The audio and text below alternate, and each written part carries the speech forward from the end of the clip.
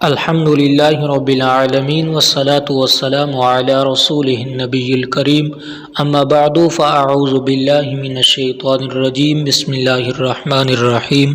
سوال یہ ہے کہ کیا کوئی عورت اپنا خود نکاح کر سکتی ہے؟ اس حوالے سے قرآن مجید فرقان حمید کی سورہ بقرہ کی آیت نمبر 232 میں اللہ تبارک و تعالی نے ارشاد فرمایا وَإِذَا طَلَّقْتُمُ النِّسَاءَ فَبَلَغْنَ أَجَلَهُنَّ فَلَا تَعْضُلُوهُنَّ أَن يَنكِحْنَ أَزْوَاجَهُنَّ۔ اللہ تعالی ارشاد فرماتے ہیں کہ جب تم اپنی عورتوں کو طلاق دو اور ان کی عدت مکمل ہو جائے، ان کو نہ روکو پہلے والے شوہر سے نکاح کرنے سے، پہلے والے شوہر کے ساتھ شادی کرنے سے۔ یعنی کوئی بندہ اپنی بیوی کو ایک طلاق دیتا ہے، اس کے بعد عدت گزر جاتی ہے، تو عدت مکمل ہو جانے کے بعد بندہ پھر اپنی بیوی سے نکاح کر سکتا ہے۔ اور اسی طرح جو بندہ 2 طلاقیں دیتا ہے تو عدت مکمل ہو جانے کے بعد، عدت گزرنے کے بعد وہ بندہ بھی نکاح کر سکتا ہے۔ اور کوئی شخص اگر 3 طلاقیں دیتا ہے تو اس کا عدت گزرنے کے بعد بھی نکاح کرنے کا کوئی چانس نہیں رہتا۔ تو اللہ تبارک و تعالی بھی یہی ارشاد فرماتے ہیں کہ کسی نے اپنی بیوی کو طلاق دی، 1 دی یا 2 طلاقیں دی، تو عدت گزرنے کے بعد وہ دونوں اگر متفق ہو جائیں، وہ دوبارہ نکاح کرنا چاہتے ہیں، تو مردوں کو حکم ہے کہ تم ان کو نہ روکو۔ یہاں سے یہ بات ثابت ہوتی ہے کہ اللہ تعالیٰ نے عورتوں سے نہیں فرمایا کہ تم نکاح کر سکتی ہو۔ اگر عورتیں نکاح کر سکتی ہوتی تو اللہ تبارک و تعالیٰ عورتوں سے ڈائریکٹ کہتے کہ تم نکاح کر سکتی ہو، لیکن اللہ تبارک و تعالیٰ نے مردوں کو فرمایا کہ تم نہ روکو۔ اس سے ایک مسئلہ تو یہ ثابت ہوتا ہے کہ عورت اپنا نکاح خود نہیں کر سکتی، اور جو کنواری ہے اس کا سوال ہی پیدا نہیں ہو سکتا۔ یہ تو اس عورت کی بات ہو رہی ہے کہ جو پہلے سے شادی شدہ تھی، جس شوہر سے، جس شخص کے پہلے اس کی شادی تھی، دوبارہ اس سے بھی صرف اپنی مرضی سے نکاح نہیں کر سکتی۔ اس میں ولی کی اجازت ہونا لازمی ہے، ضروری ہے۔ ولی باپ بھی ہو سکتا ہے، چاچا، ماما، اور یہ بات ذہن میں یاد رکھیں کہ ولی جو ہوتا ہے وہ مرد ہوتا ہے، عورت کبھی بھی ولی نہیں بن سکتی۔ حالانکہ لڑکی کی ماں بھی ہے لیکن ماں ولی نہیں بن سکتی۔ تو اس سے یہ بات واضح ہوتی ہے، واضح طور پر ثابت ہوتی ہے کہ عورت اپنا نکاح خود نہیں کر سکتی۔ اب یہاں پر دوسرا اور بڑا اہم مسئلہ یہ ہے کہ اللہ تبارک و تعالی ارشاد فرماتے ہیں کہ خود کو اپنے شوہروں سے دوبارہ نکاح کرنے سے نہ روکو۔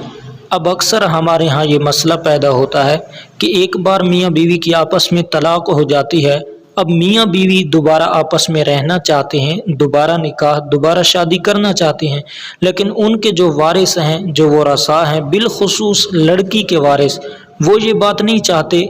وہ کیوں نہیں چاہتے یہ تو ان کا مسئلہ ہے، لیکن یہاں پر شریعت یہ کہتی ہے کہ ان کو نہ روکو دوبارہ شادی کرنے سے، ان کو نہ روکو دوبارہ نکاح کرنے سے۔ تو ایک سوال اسی حوالے سے ایک بہن کا آیا میرے پاس کہ بتائیں جی کہ مجھے 10 سال ہو گئے، میں گھر پر بیٹھی ہوں اور میں دوبارہ اسی جگہ نکاح کرنا چاہتی ہوں جس شخص نے مجھے پہلے طلاق دی تھی۔ حالانکہ دوسرا نکاح اس کے ساتھ ہو سکتا ہے اور اللہ تعالیٰ نے بھی حکم دیا ہے، لیکن اس کے باوجود اس کے گھر والے نہیں مان رہے، اس کے باوجود اس سے دوبارہ نکاح نہیں کروا رہے، تو یہ سراسر ظلم ہے، یہ زیادتی ہے۔ 10 سال ہو گئے بچی کو بٹھایا ہوا ہے لیکن دوبارہ اس کو دینے کے لیے تیار نہیں ہے، جبکہ اللہ تعالیٰ قرآن مجید فرقان حمید میں خود ارشاد فرماتے ہیں کہ دوبارہ نکاح کر لیں اور کر سکتے ہیں۔ تو اس کی وجہ یہ ہے کہ اللہ تعالیٰ نے ارشاد فرمایا کہ انہیں نہ روکو، اور صحیح بخاری میں موجود ہے اسی آیت کا شان نزول۔ صحیح بخاری میں یہ کیا گیا ہے کہ صحابی رسول حضرت میکل بن سعد رضی اللہ تعالیٰ عنہ فرماتے ہیں کہ میں نے اپنی بہن کی شادی اپنے چچا زاد بھائی کے ساتھ کر دی، تو اس نے طلاق دے دی، پہلے طلاق رجی دی اور اس کے بعد مکمل طلاق دے دی۔ تو اس کے بعد عدت گزر گئی تو میرے پاس رشتے آنے لگ گئے، بہت سے لوگ رشتے کے لیے آئے، اور وہی میرے چچا زاد بھائی بھی دوبارہ نکاح کرنے کے لیے میرے پاس آئے اور کہا کہ میں دوبارہ نکاح کرنا چاہتا ہوں۔ تو میں نے انہیں فرمایا میں نے قسم اٹھا لی کہ میں اب دوبارہ آپ سے کبھی بھی نکاح نہیں کروں گا۔ تو فرماتے ہیں کہ میں نے جیسے ہی قسم اٹھائی تو پھر یہ قرآن مجید کی آیہ کریمہ اسی وقت میرے لیے نازل ہوئی۔ اللہ تعالیٰ نے فرمایا کہ جب ہماری عورتوں کو طلاق ہو جائے اور عدت گزر جانے کے بعد وہی شخص جس سے طلاق ہوئی وہی دوبارہ اگر نکاح کرنا چاہیں تو تم نہ روکو۔ تو فرماتے ہیں کہ جب یہ آیہ کریمہ نازل ہوئی تو میں نے اپنی قسم کا کفارہ ادا کیا اور اس کے بعد اپنی بہن کا دوبارہ نکاح اسی کے ساتھ اپنے چچا زاد بھائی کے ساتھ کر دیا۔ تو صحابہ کرام علیہم رضوان میں خیر و برکت اسی وجہ سے تھی کہ وہ لوگ ان چیزوں کو فالو کرتے تھے۔ اور آج ہمارا حال کیا ہے؟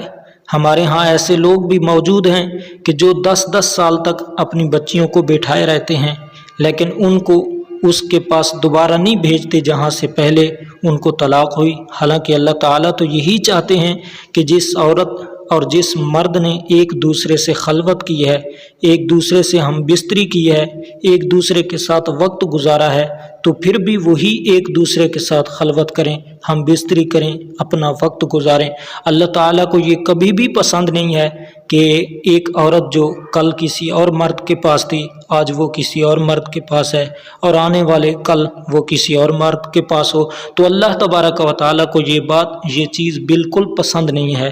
اللہ تبارک و تعالیٰ کو پسند یہ ہے کہ ایک ہی در ہو، ایک ہی گھر ہو، جہاں پہلے عورت کی خلوت ہوئی، جس جگہ جس شخص کے ساتھ پہلے عورت کی خلوت ہوئی، ہم بستری ہوئی، تو پھر بھی اسی شخص کے پاس ہو۔